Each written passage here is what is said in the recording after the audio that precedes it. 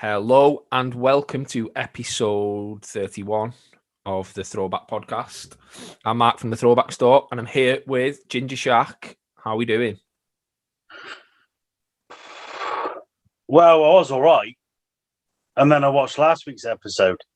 Yeah. You never look that happy when you're podding with me. Well, you know, when you bounce off somebody, when you have that chemistry, it's easy, isn't it? This is true. That's why I'm better on every other podcast I do than this shit show. No, I'm good. I'm good, man. I'm good. Was it weird? Was it weird though watching? Like proper weird. But I was saying to Julia, it was actually nice to be like, oh, like there's a throwback pod out, and to just watch it. Yeah, like and big props to you for, okay, at the first you took the piss, but like you gave me props for why I couldn't make it. It was a damn good pod as well. Yeah, it's some interesting. That as much as I enjoy doing the pods with you and me and you chat at Waffle, I just love hearing other people's stories. Yeah, exactly. And when they've got great stories like Julie had, it's easier. And when we've had Mark on and Mo on, and it's made me think. It's made me think. Do we do a guest every 5 as opposed to every 10? No. Yeah, but is there enough people that like you? No, definitely not. But there's a lot of people that like you. Yeah, there is. Yeah, there's definitely not. We've gone through the 3 that like me. So where do we go from here? I mean, you say that, but Mo openly said he only done it because I was doing it. Yeah, exactly. So two people like me. But no, yeah, it was. I just love the guest pods. Like they're fun. Hopefully we'll get some more people on. If people want to be guests, like let us know. Yeah, definitely. People who are watching. 100%. But no, it was a weird experience to just kind of be watching and listening. I sat there with a nice chicken breast burger, watching it and listening to it. So yeah, it was nice. It was strange for me, obviously, because I've done all the other 29 I've done with you. So it's really strange, like dynamic doing it on your own and not bouncing off somebody. Do you know what I mean? So it was very. To be fair, if we were really clever, I'd have just posted Insta stories like the days before, like had enough of this shit, and then just posting pictures of Robbie Williams like fly solo, my eagle. Yeah, do you know what I mean? Could have made a thing, and then when the pod dropped, people would be like, "What?" Yeah, it could have made it a thing, but we're not clever. Or people could have just not really cared. Yeah, which is probably what would have happened because they've got a life, haven't they? At the end of the day, I don't know. Like I've read NBA Twitter. Not many people have lives. No, NBA is littered with shit. NBA news, the big one, Russ. Is he going to start getting the respect he deserves? I'm sick of this stat padding business, and I know we've all said it at some point, but I think we've got to now go, wait a minute here. How much respect does Oscar Robertson get out at Oscar Robertson? Sorry, how much respect does he get? Like everybody's like the big O, like all the greats mention him as. And Russ has just broken his record, and you can say, "Oh, the game's soft now," or this and that. He's going to beat it by a bit because that isn't the last triple double he's getting. No, I mean I suppose the thing was but we're never going to see anybody play and put up the stats that Wilt did. No. Because the game's different. The game's more complex. And we make a big enough point of saying we'll never see what Wilt done again because he was head and shoulders above everyone. So surely that's a counter argument for why it's more impressive for Russ doing it now. What Russ is doing. Because to now get a triple-double, arguably could be a lot more difficult than it was. Well, you'd think so, because... but equally, let's not make it, he said, she said, this said, that said, this game, that decade, this era, that era. Just recognize greatness. Like, let's just definitely go, do you know what? Like, Russell Westbrook is a perennial all-star. He's been an all-star MVP. He's one of the most exciting players to watch in the league. Yes, there is times where you just want to go, what are you doing? Yeah. But for the most part, in years to come, people aren't going to be watching highlights of Russell Westbrook missing a throw-in. He's doing this. Oh, my God. Oh, my God. You're not. You're going to watch, like, the exhilarating dunks. You're going to watch all of the mental stuff he's done and go, that guy was a killer. Yeah, and he was. And hopefully, I think it was Mo that posted up, like, percentage-wise, he's won 75% of his career games. And you look at the amount of triple-doubles he's got. I mean, he deserves it. Will he get it? Hopefully. Will some people still throw shade at him? People will still tell you that LeBron's trash. So, as a civilization, the aliens would probably just look at us and go, no, I'm all right. We'll go somewhere else. Yeah. There's no. With me, with the LeBron and the Westbrook thing now, is I don't argue with people and I don't have debates with people anymore. My answer is always, at this point, I listen more to what the peers say as opposed to people on the internet. And all of LeBron's peers, all of Russell Westbrook's peers, even the likes of Dame Lillard, even the likes of people who don't necessarily get on with Russ, even the likes of players who don't really get on with LeBron. Kyrie, for argument's sake, all of them will still say the same thing. These players are making history. LeBron's making history. LeBron's probably going to end up beating Kareem Abdul-Jabbar's points scored in a career. The probably numerous other records coming to the end of his career, he's probably going to start to break now. Well, let's not mess around here. There's a good shout for LeBron could be the first person to win an NBA championship with his son. Well, exactly. Do you know what I mean? So, like, you wouldn't put it past him. But I think sometimes we get... You see it with a lot of sports, like recency bias. Yeah, definitely. Recency bias is a massive thing, You look at the world of football at the minute. We're talking about Messi and Ronaldo being the greatest players of all time. Probably are. Simple as that. You can give efforts to Maradona and Pele and, some of the other greatest players that have ever played football, Jamie Redknapp. But equally...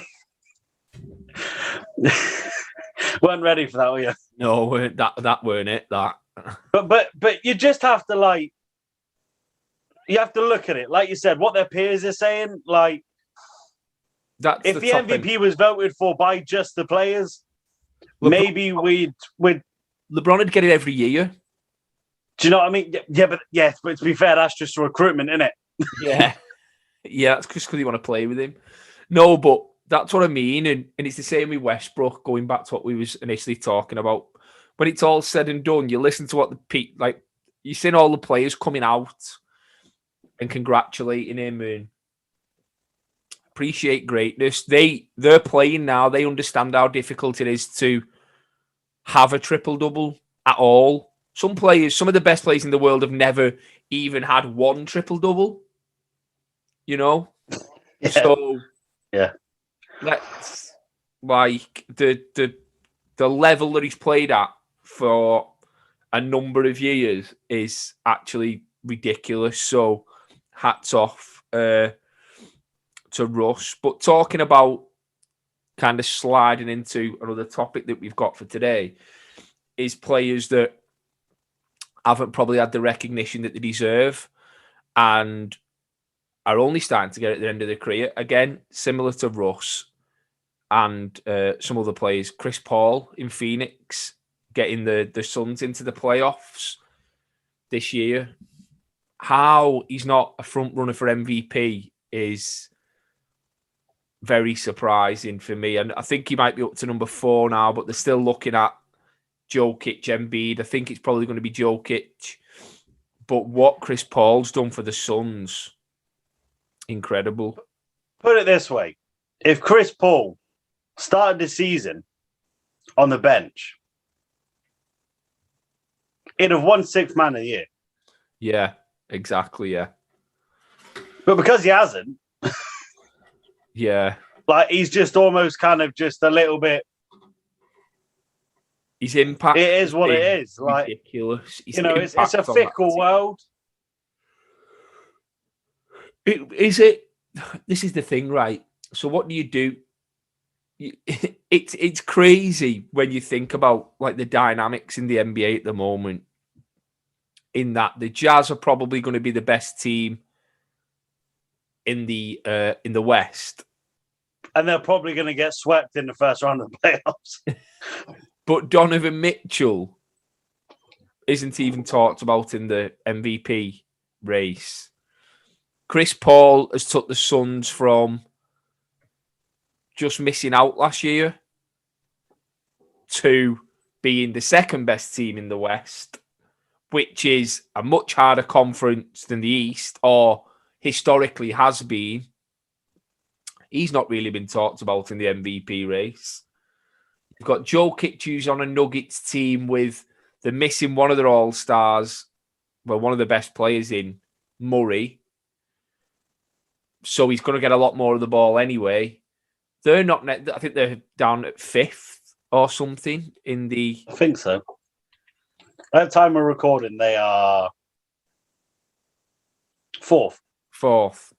So yeah, it's they're basically locked in 4th. Yeah, it's a strange season. And then you've got Embiid in the Sixers. The Sixers, nobody really expected them to be how they have been this year. To go on with each other. Yeah. Well, to be coached properly, like an adult, as opposed to somebody that just got dragged off the street. But yeah, it's a strange season. But what Chris Paul's done in Phoenix is, and he does everywhere. He did it with the Thunder. He said last year the Thunder aren't gonna make the playoffs. He dragged the Thunder into the playoffs with a team of, I don't know, I don't even know what you'd call them last year, but it wasn't expected. So, yeah, crazy. I think he does deserve more recognition than he's getting. I think it's ironic that we said Chris Paul was a better player when he was surrounded by all-stars than what he's doing now. No, it seems like do you know what I mean? Like Chris Paul, Lob City, Blake Griffin, that was... You ask people when the pinnacle of Chris Paul's career was. Or you ask people what the biggest turning point in Chris Paul's career is. And the saddest thing is they'll tell you him not being allowed to be traded to the Lakers. It's still mad to me that's still crazy to me that got stopped. But yeah, I know what you mean though. That's what it's sad, because can you imagine Kobe and Chris Paul together? What that would have been like? Crazy. That'd have been crazy.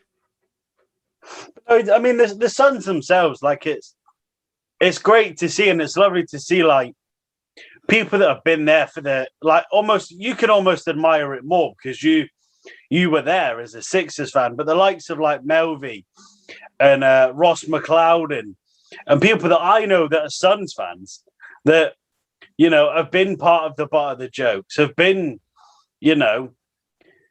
let's get a good draft pick. I've had to have the awful draft picks and the awful players to now kind of be like, it's great to see. And definitely. And can you imagine, like, if you were to talk to, because it's a possibility, if you would say to somebody, there's a chance that the NBA finals could be between the Phoenix Suns and the New York Knicks. It's mad, innit? You'd be like, what? Did everyone else go bust? Yeah. Has everybody else got COVID? Is that what's happened here? Like, it's a great thing to think that we almost were resided to the beginning of this season of being like, well, the Lakers are going again, or who's stopping the Brooklyn Nets, or now the Clippers have had a chance to adapt. And before you know it, we could have none of them three teams. We could have, a team that is a lot better than they should be because the players aren't that great in the Sixers. Potentially, be... Get off this. I'll bring Julia back if you carry on. What? So you can debate? Well, hang on a minute. I want to bring up a point. Go on. Can I not pick a team just because I look good in the colours? You look good in everything. Do you know what nobody looks good in? Pistons colours. No. But weirdly, Sixers colours are all right. Exact same colours. Strange. It's a strange world we live in. But no, like the league is mental. It is this season. It is this season. And you can't even say it's because all players have been out because of COVID. No, that COVID's been minimal, hasn't it? Really, in the grand scheme of things, especially with the only thing the league's been affected by with COVID is All-Star Weekend. We had a virtual draft, and we've not really had crowds. Yeah, that's it. That's about it. Which is what it is, isn't it? You know what I mean? You've got to crack on, but just a mad season, like mad season. Like I never expected the Sixers to be where they are, even with Doc bringing the players in that he's brought in. Even with that, I still didn't think. I thought, let's get in the playoffs this year. Maybe a slight rebuild. We're keeping Tobias Harris. We're keeping Embiid. Hopefully, we can keep Simmons as well. Let's see where we can go. But to potentially finish first with the second best team, having three of the best players in the league in the East. And then you've got the Bucks, who you've got Drew Holiday, you've got Giannis, you've got Middleton, you've got Lopez, you've got PJ Tucker now, we've got, a great roster there. So for us to, I don't know, we look like we're getting better and better. We look like we're getting to know each other more. Nobody's going to want to play the Sixers, are they? Ultimately, nobody's going to want to guard Embiid the way he's been playing this year if he's fully fit. And Tobias Harris has probably been, arguably, obviously Embiid's been, but Tobias Harris has probably been our best player overall as he's played a lot more games than Embiid. So crazy, for sure. Crazy season for me as a Sixers fan because it was so unexpected. But yeah, and then you've got the Lakers like last night winning in the last second against the Knicks, and last season the Knicks were getting blown out by everybody. So that's what I mean. That even that itself, even that statement, like winning in the last second, against the Knicks, like it's one of, if somebody was to say to me, why do you love the NBA? I would show them the standings from 3 years ago, and I'd show them it now. Yeah, and they'd be like, "You tell me why football is behind the times." Yeah, definitely. But like it's. But while we're talking about mental things, and I haven't even said this to you, Dame Lillard, because it just came to me. Dame Lillard, obviously Adidas own Reebok. Yeah. He's brought out a pair of Shaq-nosis Dames. It's killed me that. My head's just fell off. And they've got the Reebok logo on as well as the Adidas logo. I'm going to have to see these. Let me Google these. Like, they're wild. Like, I've wanted a pair of Shaq-nosis for years. And I'm a connoisseur of ugly-ass shoes. But these are all right. Like, I know that James Harden done it, where he kind of like done a bit of an Iverson crossover with his shoe. But this is the first one I've seen where two brands have their logo on the shoe. Like, it makes me feel uneasy and almost feels bootleg. Yeah, I've just seen it now, yeah. Weird. Like, it's frazzled me nuggets. Yeah, it has a little bit with me. It's a strange old world we're living in. And I don't even understand the why. I don't understand the why you'd have Dame Lillard in a Shaq nut. Like, if Embiid or if, like, one of the big men in the league were... But why Dame? Surely you'd do Dame, like you've just said, you do Dame with an Iverson. Do you know Dame with a question? Or... I don't know. It's really weird, though, seeing the Adidas and Reebok logos next to each other on those. But it just made me laugh even more because they were literally rap battling each other less than 12 months ago. So? Like, they were throwing diss tracks at each other. There's going to be a song, isn't there? That accompanies this, because it says on the side... What's it going to be called? Like, Shaq Dollar or Damenosis? Well, it actually says on the side of the shoe, Dame Dollar featuring Shaq Diesel / Damenosis. So, very odd, very odd. Obviously, the picture will be shown. But for me, that's got to be the first time that there's been a signature shoe of a signature shoe. Yeah. Very, very odd. Never seen anything like that before, actually.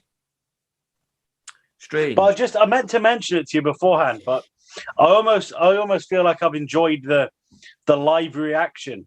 Yeah, to that more than anything. Like your face just when I was like, "There's an Adidas logo and a Reebok logo on the same shoe." You were like, "Man, this little tiny St. Helens mind is blown." It was. Ed went then. Ed completely went. Talking of shoes, you've sent a question in to me. Yeah. Sliders and socks, yes or no? We had this with Julia the other day with Crocs. And Julia said they're cool. Still not convinced. I did like her idea of the trying to create the Supreme NBA Nike Air Force One. That was a cool idea with all the different logos and then the Supreme on the strap. That could work. That could be a thing. It could, because Julia is cool. Yeah. But I'm seeing a lot of people wearing a lot of young people wearing Crocs at the moment, and I think it's that thing of they're so not cool that they're actually cool now. And I think that's kind of what socks and sliders has been. Like, it was always thought of that you'd never wear, no, don't wear socks and sliders. And then it's always been a basketball thing for me. Like back in the day when I used to play, as soon as you finish the game, take your shoes off because your feet are battered. You put your sliders on and you've just got socks on. So that's just how it was. Like at the minute, I just live in sliders. Like when I'm walking to the gym and whatever, because I'm obviously training on a mat and bare feet, I'm living in sliders. Yeah. Like I walk around the gaff. I mean, I went to work halfway the other day, halfway walking to work. It's like, I can't wear socks and sliders to work. Yeah, I know. But I actually went to work because I'd hurt my toe. I had to actually go to work in socks and sliders. So it's definitely a thing. I love socks and sliders. I wear it, think it's a comfort thing. Just a nice pair of joggers, socks and sliders, or a pair of shorts, socks and sliders. It's a thing in it. Saves you having to be asked putting a pair of trainers on. Don't get me wrong, I do like kicks. But yeah, socks and sliders for me is a yes, a big yes, a big W. Socks and sliders. Big dub, big dub. Big dub. Socks and sliders. I'm glad you're on my brainwave with that one then, because I'm fully committed to socks and slider gang. So Questions. Questions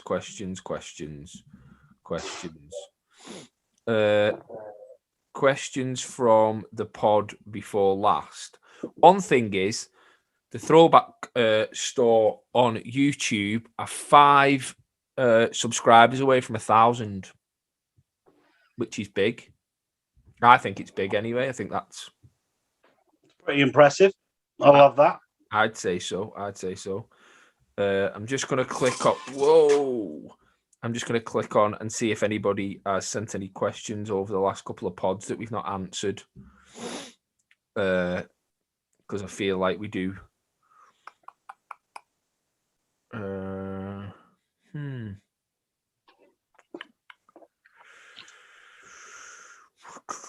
got a question in the DMs from name is Courtney, and Courtney asked, there's different I suppose there's different sides to this question. She asked, which jersey would you recommend for a woman? So I didn't know whether she meant aesthetically. I didn't know whether she meant fitting, what would be the best size jersey. So I just thought I'd bring it to you and we could discuss it as like, what jersey would you think would look good on a woman? And I know it's a strange question to ask because obviously I'm going to say all the same jerseys that I think look good on men. Yeah, like you know what I mean? What I'd probably say is I agree with you, any jersey. But I will say naturally men have broader shoulders. Yeah. So I'm going to say that rules out an Adidas replica, and it also rules out a Reebok because of the wide shoulders. So probably one of the Nikes. Yeah. So a Nike, if you want to go vintage, champion. A champion. Yeah. Rihanna rocked a Rodman Spurs jersey once, which was quite cool. I've seen Rihanna. As long as you don't rock the Kareem Abdul-Jabbar, then you're fine. Yeah. Yeah. And the other thing is, which is quite cool, Mitchell and Ness have a range of women's jerseys now. So if you go on the Mitchell and Ness website, or if you hit me up, I can see what I can sort out through Mitchell and Ness. I think my issue has always been in terms of replica items for the female gender or the female build is they pinch it in at the sides. And that I know. And do you know what? Like, why? Exactly. I know what you mean. Just do like football tops. Yeah. Like why do we have a male and female England top? And do you know what is frustrating with it? Absorb, like, okay, I get it. The female cut has got a little bit on a football top. It's got an angled sleeve. Yeah. You know, whatever. But why? I know. Like, if you want to be comfortable. Yeah, I agree. But the other thing is, in regards to jerseys for women, the WNBA jerseys. Yeah. That we spoke about in the last pod, they're still available on Nike. So there's always that. But if Courtney is watching / listening, definitely look into. But if definitely look into women's jerseys, and I definitely always recommend a WNBA jersey. But and if depending on frame as well, if you're thinking the extra small men's is going to be too big, save yourself some money and have a look at the later stages of the youth, because they are built the same. They are, they're the exact same. Yeah, well, I know a couple of people that won't admit it, but they rock junior jerseys. Do you know what I mean? Like they're smaller guys. Like I can't. Yeah, I know. I can't, I'm not getting away with it. It'll be like a crop top or a training bra. I know a couple of You know people what I mean? Like wearing youth jerseys, but definitely like I say, but it all depends on what fit you're looking for as well. If you're looking for like a bit of a baggier fit, which is I think looks really cool. I think like a girl wearing a basketball jersey looks really cool, like really cool. So it's just about finding the fit for you, and I hope I've answered the question for you the best that I can. And if you have got any more questions, just slide in the DM, and I'll give you all the information that I can. But overall, if we're talking about actual jerseys, go for a Jordan, go for a Vince Carter, go for an Iverson, an early Iverson with the like this kind of Iverson. Go for a, I don't know, Magic Johnson, Kobe Bryant, LeBron, Kobe. Yeah. Like basically any of the like the jerseys that you should own. Yeah. Like, if can you call yourself a jersey collector if you don't, Exactly. have a Doug McDermott, so you've gone too far again. And it's because before the pod started, I set myself a bingo of seeing if I could get in Jamie Redknapp and Doug McDermott. And you've full house. Yeah, bingo. Yeah. Bingo, you're sacked.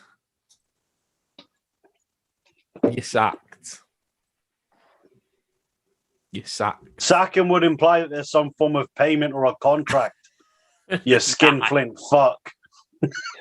You're lucky. You're lucky. Bloody lucky you get anything, really, from St. Helens. Titus Cramp. Yeah, and do you know what? I'm not even going to answer any other questions because I can't find any for starters. Oh my God. And secondly, I think should send Courtney a t-shirt as well from the podcast. I think that'd be nice, and that can be the start of a basketball jersey journey. We can say, love that. Yeah. So I think we're done. You reckon? I think so. Oh no. One more thing. Yeah. Players with the number 31. Well, there's no one of substance. There actually is. Go on, you go. So I'm gonna go with the man, the myth, the mullet, Kurt Rambis. Yeah. I'm gonna go with 2021 NBA champion Seth Curry.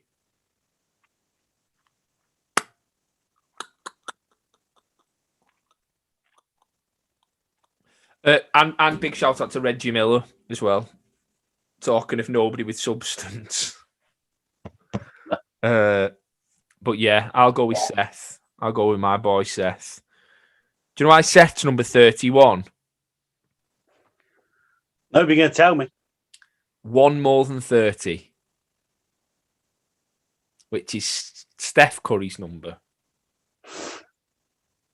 There you go.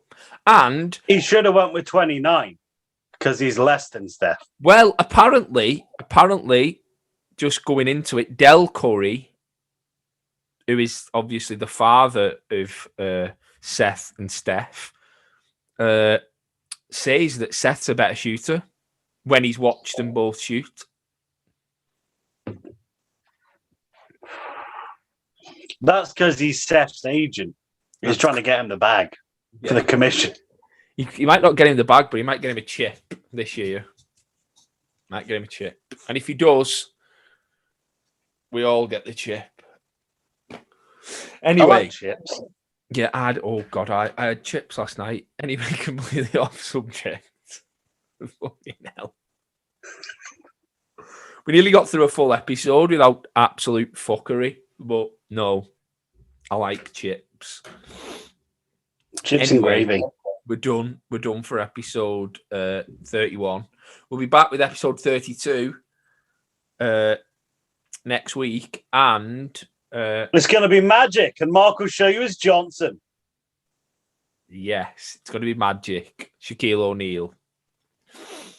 But, yeah, we'll see you on the next one. Thanks for supporting. Thanks for subscribing, liking. As I say, 5 subscribers away from 1,000. When I get to 1,000 subscribers, I think a giveaway on the Throwback store. Maybe a little giveaway. So yeah, definitely share this and let's get to 1,000. Then I can give somebody a jersey. Yeah, good idea. Sounds great, boss. Yes. So subscribe, like, comment, do all that. Send in your questions for next episode, and we tell your mum, tell your nan, tell your gran, everybody, and we shall see you on episode 32. Peace. Ciao.